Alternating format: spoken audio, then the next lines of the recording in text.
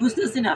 তাই বললো চৈতন্য চরিতামৃতে বললো কাম আমাদের যে পুঁজিটা আমরা কি নিয়ে গেছি, কাম করদো 6 জনে লইয়া ফেরে নানা স্থানে, 20 ভুল যায় নানা মতে, হইয়া মায়ার দাস পরিকত অভিলাষ, পরি নানা অভিলাষ, তোমার শরণ গেল দূরে, অর্থ লাভ এই আসে, কপট বৈষ্ণব বেশে, ভুলিয়া ভূমিয়া বুলায় ঘরে ঘরে। রাধে রাধে। আমি বৈষ্ণব হিসেবে দায় দিচ্ছি, কিন্তু আমার ভিতরে তো বাবা কপটতা। আমি কপটতাকে আশ্রয় করে নিয়েছি, গৃহে যাচ্ছি, দাঁড়ে দাঁড়ে ঘুরে বেড়াচ্ছি সমস্ত কপটতা নিয়ে, কামনা বাসনা লোভ লালসা, অর্থাৎ আমি এর থেকে তো বেরোতে পারতেছি না। কাম আছে, ক্রোধ আছে, এগুলোকে আমি পরিহার করতে পারতেছি না। আমি এইগুলো নিয়ে আর ভিতরে ভিতরে একটা বিষয় লোভ আছে, এই লালসায় গৃহের দ্বারে দ্বারে গৃহের কাছে যে ঘুরে বেড়াচ্ছি, দায় দিচ্ছি যে আমি বাবা বৈষ্ণব, কিন্তু আসলে আমার ভিতরে তো ওগুলি লোভ লালসা, ওগুলি নিবৃত্তি হয় না এখন পর্যন্ত। এই লোভ লালসা নিয়ে ঘুরে বেড়াই কি হবে, আবার তোমাকে এই বন্ধনে আরো বেশি বেশি টাইট করে দিতে হবে, এই পচাগুলো দেহ আবার তোমাকে পেতে হবে। এর থেকে মুক্তির সম্ভাবনা কি রে বাবা। জয় নিতাই, জয় গৌরীগুলো। এখন দেখেন এই যে বললো যে এর এর এই এই বৃক্ষের যে ডালপালা আছে, এর আবার কিছু কিছু পাতারি ডাল আছে, ডগা বলে যাকে। হরে কৃষ্ণ। এই ডগাগুলি হচ্ছে কি,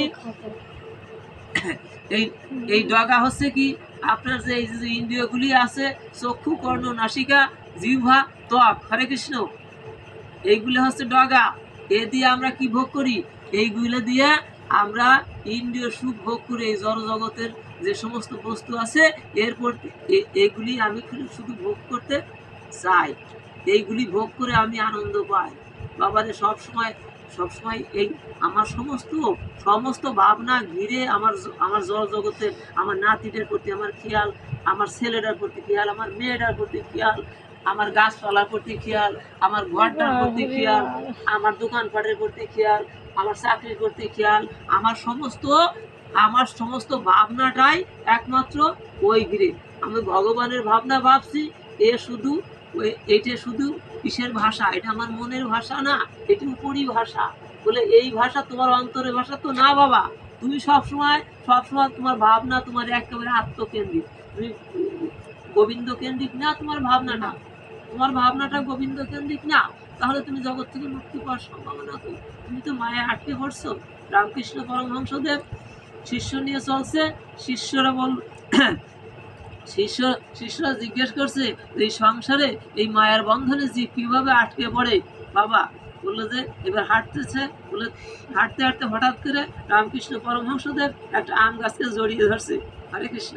হ্যাঁ, আম গাছকে জড়িয়ে ধরছে, চিৎকার দিয়েছে যে ওরে বাবা আমাকে এই আম গাছে দেখ, ওরা আম গাছে আমাকে জড়িয়ে ধরছে, আম গাছে জড়িয়ে ধরছে।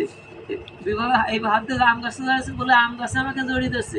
শিষ্যরা বলছে তো কই বাবা, আম গাছে তো তোমাকে জড়িয়ে ধর, তুমি তো আম গাছে জড়িয়ে ধরছো।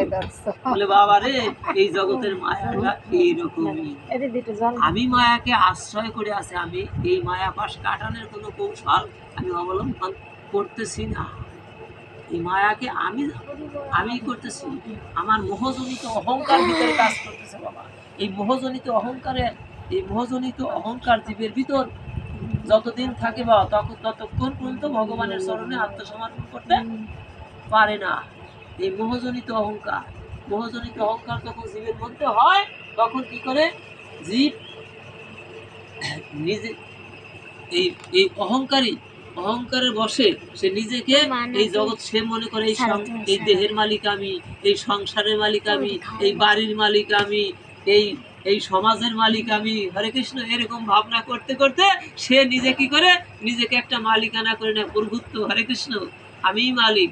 আর অনন্ত কোটি বিশ্ব ব্রহ্মাণ্ডের মালিক যে ভগবান, সেই কথা বিস্মরণ হয়ে যায়। জানিতা